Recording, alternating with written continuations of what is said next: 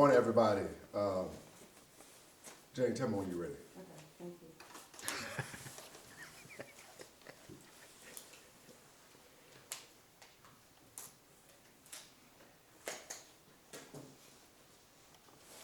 I'm ready. Yeah, good morning, everybody. I'm here with the Chief of Police, Chief Daughtry, and investigators for the Columbus Police Department, and some key people on my staff to talk about the Tommy Flowers conviction that we got this week for several counts.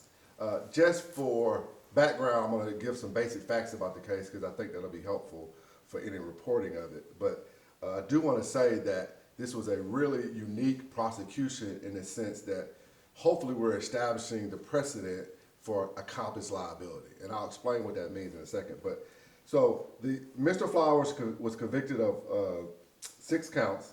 He was convicted of felony murder for the death of Harvey Montrell Johnson. He was convicted of directing a juvenile to commit a felony, count 2. He was convicted of 3 counts of aggravated assault for shooting into a residence where 3 individuals were sleeping, and then he was also convicted of shooting into a dwelling. Each count was from a shooting that occurred on April 24th, 2022. And throughout the trial, I think the evidence established that the motive behind the shooting was that in February of 2021, there was a shooting in Columbus where Tommy Flowers and several other people were shot, and that actually a young man named Austin Denman was shot. And instead of cooperating with law enforcement, the evidence showed that Mr. Flowers refused to cooperate, refused to give any names of any people that were involved in the shooting, and decided to take the law into his own hands to seek a retaliatory shooting. And that's what led to the 2022 murder of Harvey Johnson. What made this case extremely heinous and extremely upsetting was what Mr. Flowers did is he took a juvenile who was 15 years old, Harvey Johnson, got him drunk all day. I think the evidence supported that he got him drunk all day, had him use drugs all day with him, including Xanax, and then gave him a gun and took him to do a retaliatory shooting on the people that he had believed shot him in 2021. So instead of trusting law enforcement, allowing us to handle the prosecution of what he believed was a crime against him, he took it into his own hand, and because of that, he led Harvey Johnson to the bullet that killed him. And what I want to say about the investigation into it, people don't understand what the hard work it takes from law enforcement and from prosecution to get these type of convictions. If you look at this case, everything had to go right based on decisions made at that time in 2022 when this occurred for us to get this conviction. For example, when they first get the call out, they're told that it's a car accident. And once they find out that there's gunshots, they quickly connect that to another call out that's 0.2 miles away on Poplar Street. If they don't make that connection, that time could have resulted in us not solving this case. But they quickly made that connection. I'm talking about the Columbus Police Department. And because of that, they called out the crime scene analyst, and I want to give her a major prop, Shanna Cunningham, because she did an extremely thorough processing of this crime scene and went through each crime scene slowly, meticulously, and because of that, we were able to prove that the initial aggressors were Tommy Flowers and that the Denmans, whose home got shot into, were returning fire in self-defense, as they have a right to do under the Castro Doctrine. So because of those decisions that were made, we were able to capture key evidence that helped in the prosecution. And I want to specifically also call out investigator Chris Ware. I know sometimes he thinks I can be tough on him, but it's only because I know he has so much potential, and he did something in this case that really saved the case. At the point when they initially interviewed Tommy Flowers, they think he's just a witness because he's on the crime scene. He says he's in the car, claims he didn't have any information as to who shot, but that he was just a victim in the car with this juvenile that was killed. Instead of just saying, okay, well, you say that, I'm gonna let you go, Investigator Ware had the wherewithal to say, well, I'm gonna get GSR from you just in case you're not telling the truth about this.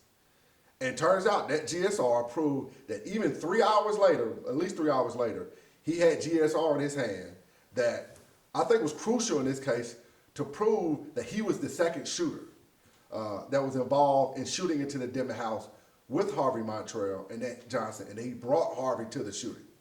So I want to give him a major shout out for that, because when you're talking about getting someone that's dangerous enough to bring a juvenile to do his dirty work and cause that, that juvenile to be killed, that's somebody that we need to get off the street, and we need to deter that type of crime. And I want to thank Chris Ware for that. Also, I want to give a shout out to Max Branch, the investigator that was on the case at that time.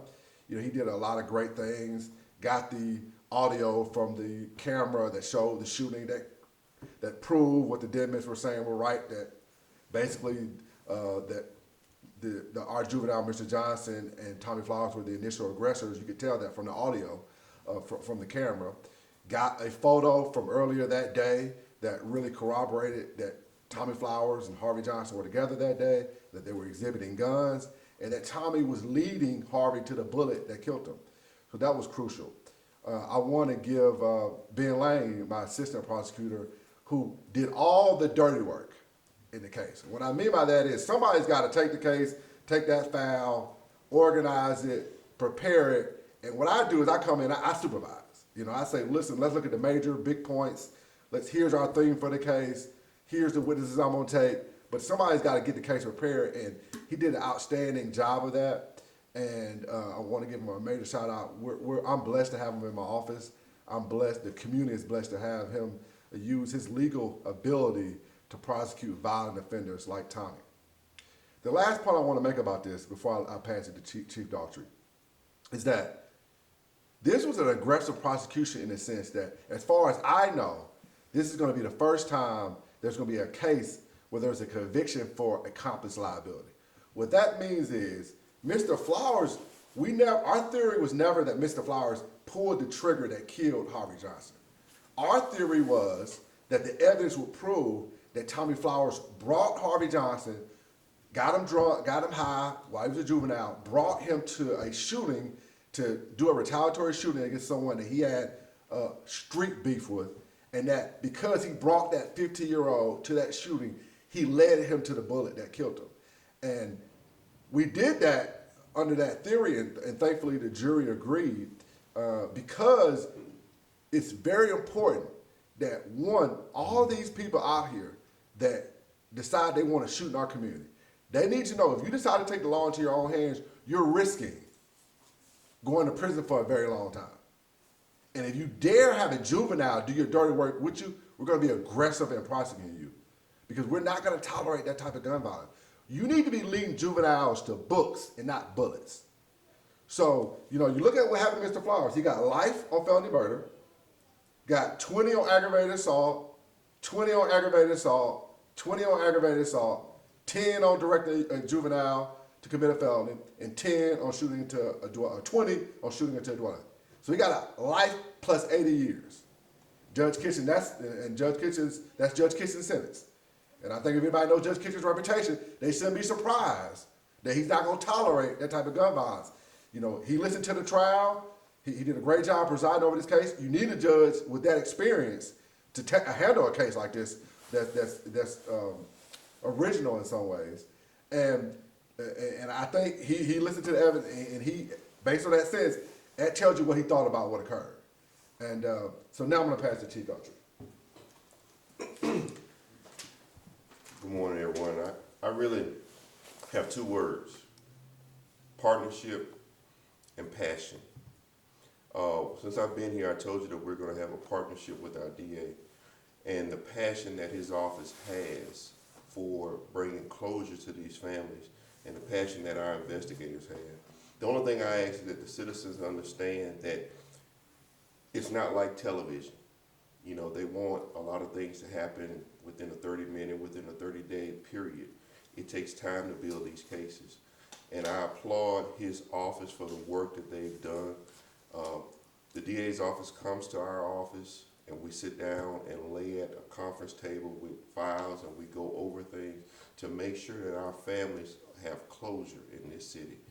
I commend the men and women of the investigation division, because they do a lot of long days, a lot of long nights away from their families to try to bring closure. I know the citizens sometimes say, well, it don't take that long, but sometimes it does.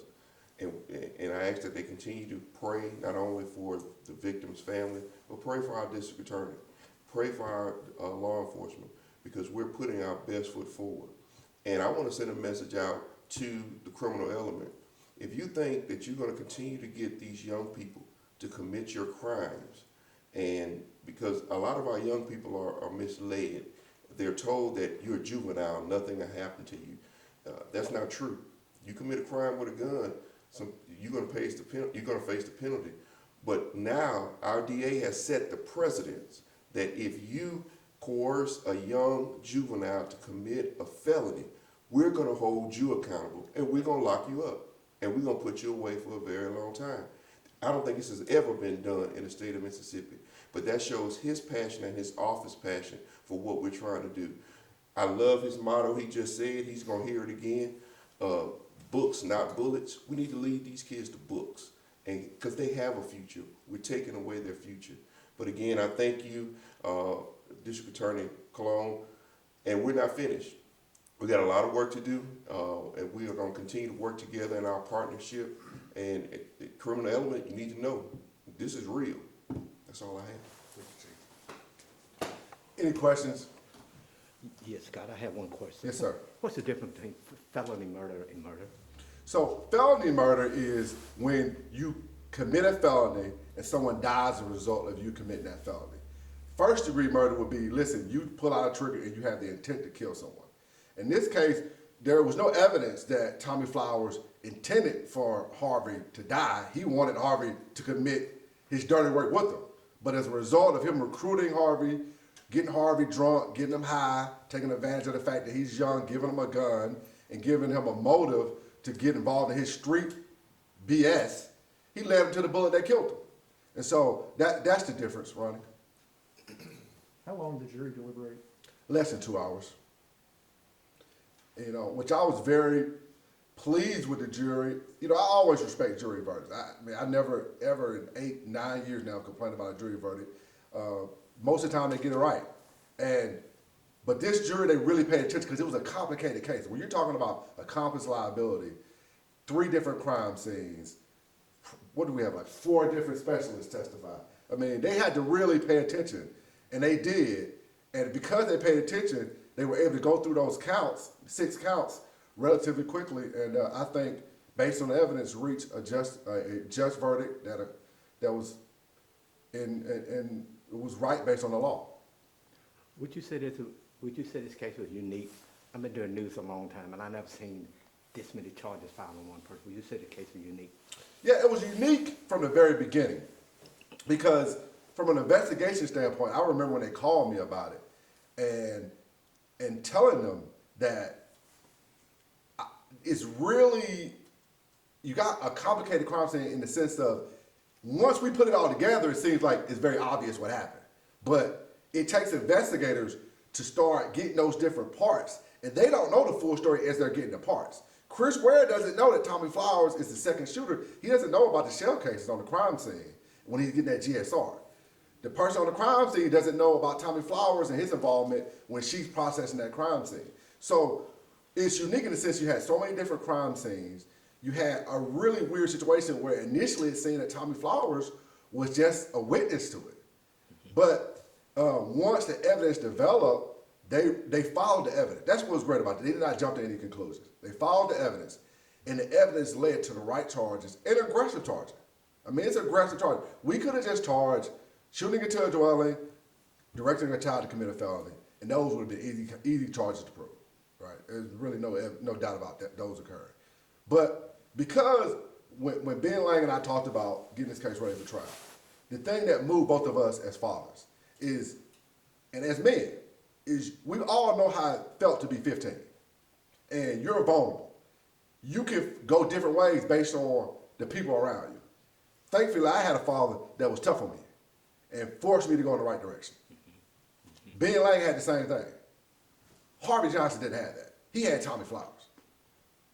Tommy Flowers got him drunk, got him high, gave him a gun, and told him, listen, let's go shoot up somebody's houses. 27 at the time he did this. This boy is 15.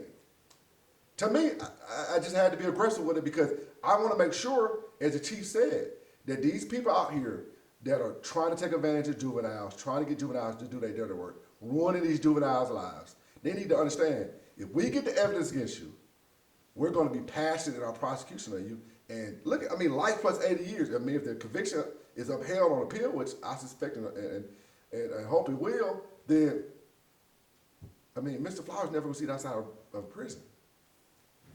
And of course, Harvey, he just had the beginning of his life, 15.